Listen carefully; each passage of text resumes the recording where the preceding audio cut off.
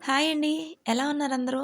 నేనైతే ఈరోజు ఉల్లగడ్డలు, వంకాయలు, కోడిగుడ్లు వేసి కూర చేస్తున్నాను. ఈ కూర చాలా బావుంటుంది ఫ్రెండ్స్ టేస్టు. ముందుగా దానికోసం మనం మసాలా రెడీ చేసుకోవాలి.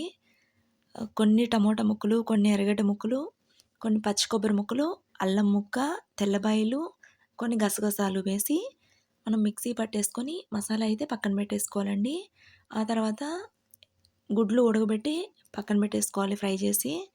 ఆ తర్వాత ప్యాన్ పెట్టుకొని ఆయిల్ వేసి కరివేపాకు, ఎర్రగడ్డ ముక్కలు, పచ్చిమిర్చి వేసి ఫ్రై అయిన తర్వాత కొన్ని టమాటా ముక్కలు వేసి మగ్గిన తర్వాత ఈ పసుపు, ఉప్పు వేసి మనం మసాలా ఏదైతే ప్రిపేర్ చేసామో ఆ మసాలా వేసి ఆయిల్ సెపరేట్ అయ్యేంత వరకు మనం ఫ్రై చేసుకోవాలండి మసాలా.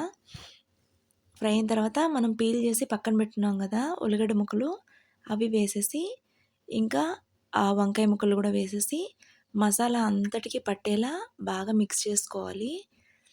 అలా మిక్స్ చేసుకున్న తర్వాత మనం కారం స్పైసీ ఎంత తినగలమో దానికి తగ్గట్టు కారం పొడి, ధనియాల పొడి వేసి బాగా ఫ్రై చేసుకోవాలి.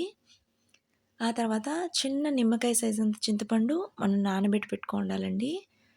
అది కూడా రసం పిండేసి పోసేసుకోవాలి. ఈ కర్రీ టేస్ట్ అయితే చాలా బావుంటుంది ఫ్రెండ్స్. మనం మసాలా వేసి చేస్తున్నాం కాబట్టి చాలా ఫ్లేవర్‌గా ఉంటుంది కర్రీ.